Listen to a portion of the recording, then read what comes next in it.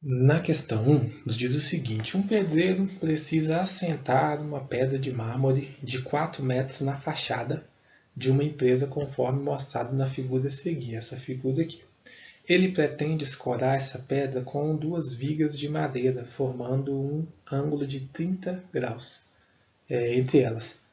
Qual deve ser o comprimento dessas 2 escoras? Pessoal, aqui são as 2 escoras de madeira, o ângulo de 30 graus, esse lado, né, seria a pedra. A partir daí, lembrando, né, das informações que nós temos e das questões trigonométricas, nós podemos associar esta situação, esse triângulo, sendo como x a hipotenusa, como y, o cateto adjacente a 30 graus, ou seja, o cateto que está ao lado, né, que nasce junto aqui, e 4 metros como cateto oposto ao ângulo de 30 graus.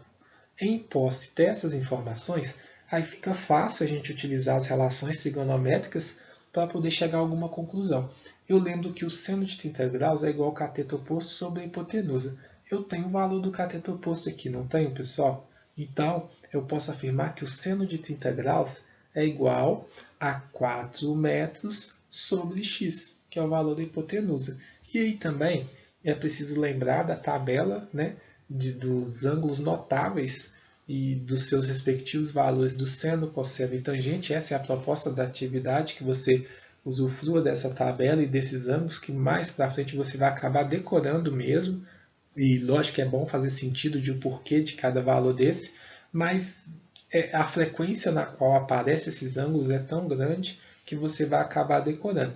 É preciso lembrar que o seno de 30 é igual a 1 sobre 2. Então, quando eu tenho essas duas informações, pessoal, seno de 30 é igual a 4m sobre x e o seno de 30 é igual a 1 sobre 2, eu posso falar que 4x é igual a 1 sobre 2, pela questão da transitividade aí. Então, olha só, x vezes 1, x, 4 vezes 2, 8. Né? Então, x é igual a 8. Já teria encontrado o valor do x, que corresponde a uma determinada escora. E aí ele quer saber, né, qual deve ser o comprimento dessas duas escoras. Uma é 8, na outra eu vou precisar de uma outra relação trigonométrica que tem a ver com cosseno de 30, porque o cateto adjacente não é o y. Então eu vou pegar o cosseno de 30 e falar que ele é igual a y sobre 8. Por que y sobre 8? Porque 8 não era a hipotenusa, que nós não tínhamos a informação, mas agora nós já sabemos que é 8, então nós vamos utilizar ela. E na tabela podemos observar que o cosseno de 30 graus é raiz de 3 sobre 3. Igualando essas duas razões, né, porque elas são proporcionais, eu tenho que y sobre 8 é igual a raiz de 3 sobre 2. Vou multiplicar y, né, 2 vezes y vezes 2, e raiz de 3 vezes 8. O resultado disso é 2y igual a 8 raiz de 3. Pessoal, a ideia sempre é deixar a variável sozinha, ou seja, eu quero encontrar o valor de 1y. Só que 1y eu não preciso de escrever 1 na frente do y, por isso que fica sempre a letra. Então, para que aqui fique 1y, eu vou dividir por 2. Só que como é uma equação, se eu dividir o lado de cá por 2, eu tenho que dividir para o lado de cá também. E aí que acontece aquela situação na qual você tem o hábito de falar.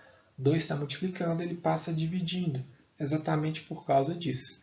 Então, y é igual a 8 raiz de 3 dividido por 2, que é aproximadamente 4 raiz de 3, né? Simplificadamente 4 raiz de 3, pois 8 dividido por 2 é 4, e aproximadamente 6,93 a medida dessa escora de baixo, né, pessoal?